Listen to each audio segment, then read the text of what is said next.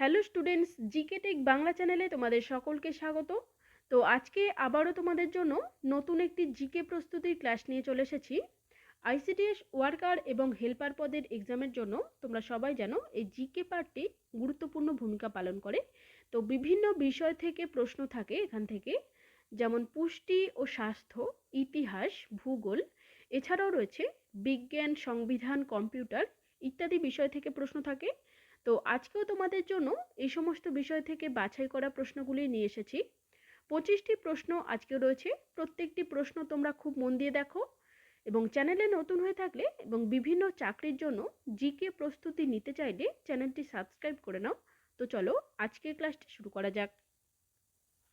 প্রথম প্রশ্ন কি আছে দেখো, ভোলাটাইল মেমোরি কাকে বলা হয়? কম্পিউটার থেকে প্রশ্ন প্রথমেই। তো দেখো সঠিক উত্তর হয়ে যাবে অপশান এ, র্যামকে ভোলাটাইল মেমোরি বলা হয়। তো কেন বলা হয়?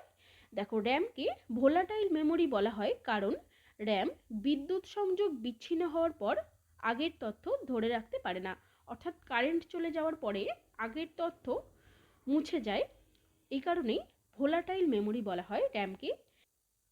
আবার দেখো রমকে বলা হয় নন ভোলাটাইল মেমোরি, অর্থাৎ এই রম এটি আগের তথ্যগুলি ধরে রাখতে পারে, এই জন্য রম হলো নন ভোলাটাইল মেমোরি।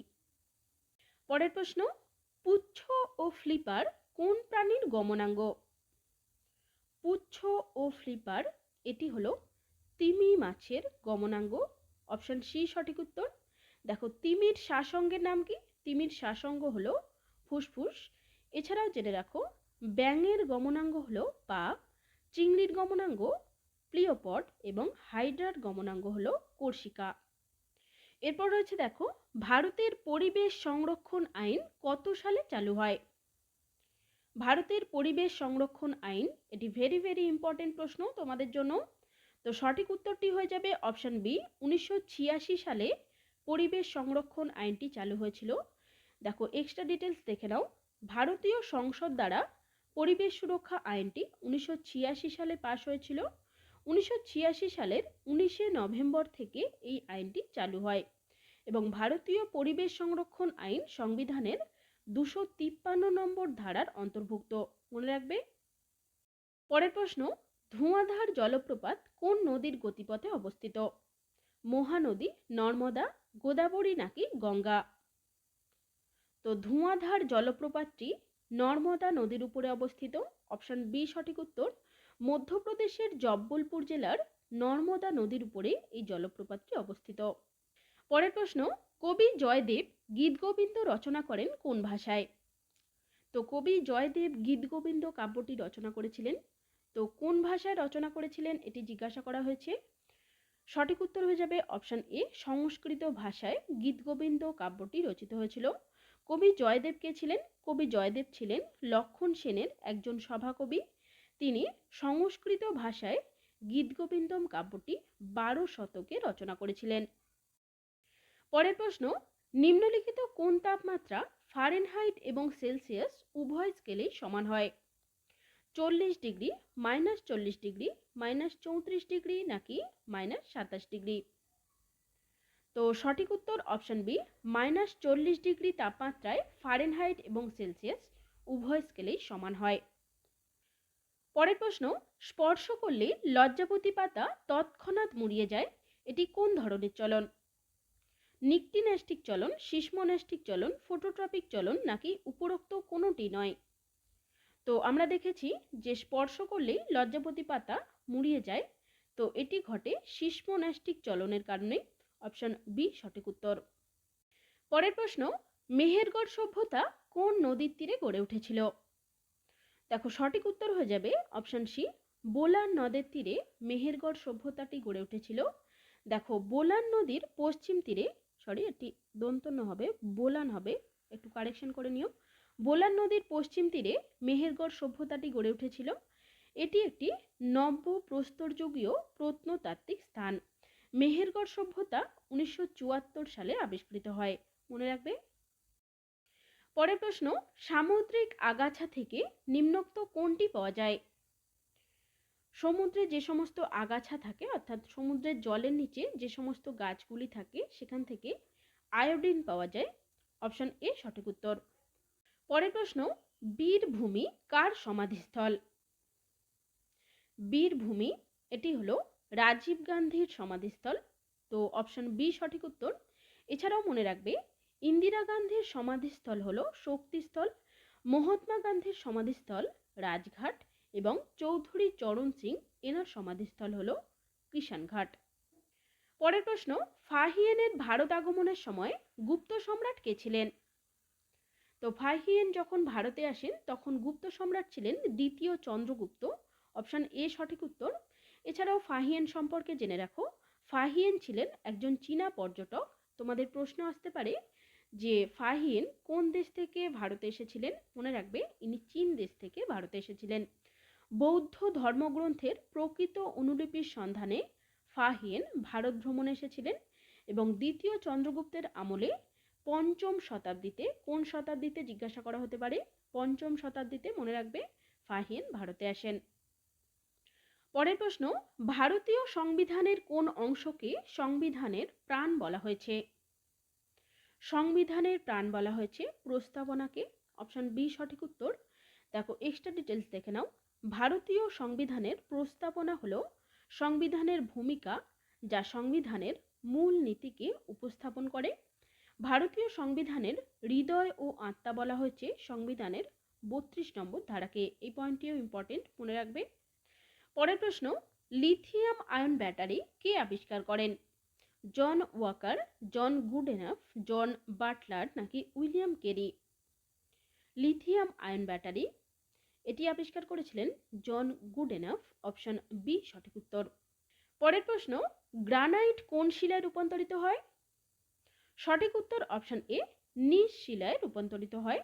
গ্রানাইট হলো এক ধরনের উদ্ভিদী বা অনুপ্রবেশকারী আগ্নেয় শিলা যা গলিত লাভা থেকে তৈরি হয়। এই গ্রানাইট শিলা নিজ শিলায় পরিণত হয়। পরের প্রশ্ন, বায়ুমণ্ডলের সবচেয়ে ভারী গ্যাস কোনটি? হিলিয়াম, আর্গন, জেনন নাকি রেডন? তো সবচেয়ে ভারী বা সবচেয়ে ভারী নিষ্ক্রিয় গ্যাস বলা চলে রেডন গ্যাসটি, অপশন ডি সঠিক উত্তর। দেখো রেডন একটি তেজস্ক্রিয় বর্ণহীন গন্ধহীন নোবেল গ্যাস। এছাড়াও মনে রাখবে সবচেয়ে হালকা গ্যাস, বায়ুমণ্ডলের সবচেয়ে হালকা গ্যাস হলো হাইড্রোজেন। পরের প্রশ্ন, ফো কুওকি গ্রন্থটি কে রচনা করেন? তো সঠিক উত্তর অপশন বি, ফাহিয়েন ফো কুওকি গ্রন্থটি রচনা করেন। তো ফাহিয়েন থেকে আরেকটি প্রশ্ন তোমাদের, দেখো ফাহিয়েন সম্পর্কে জেনে নাও। ফাহিয়েন ছিলেন একজন চীনা পর্যটক, এর আগেও আমরা পড়লাম। ভারত ভ্রমণের অভিজ্ঞতা সম্পর্কে তিনি এই ফো কুওকি গ্রন্থটি রচনা করেছিলেন। দ্বিতীয় চন্দ্রগুপ্তের সময় ইনি ভারতে এসেছিলেন। পরের প্রশ্ন, ব্যাটারির ধনাত্মক প্রান্তকে কি বলে? সঠিক উত্তর অপশন বি, ক্যাথোড বলা হয় ধনাত্মক প্রান্তকে। এছাড়াও দেখো ব্যাটারির ঋণাত্মক প্রান্তটিকে ঋণাত্মক তড়িৎদ্বার বা অ্যানোড বলা হয়, মনে রাখবে। পরের প্রশ্ন, নিম্নলিখিত কোন গাছ থেকে বাণিজ্যিক রাবার প্রস্তুত করা হয়?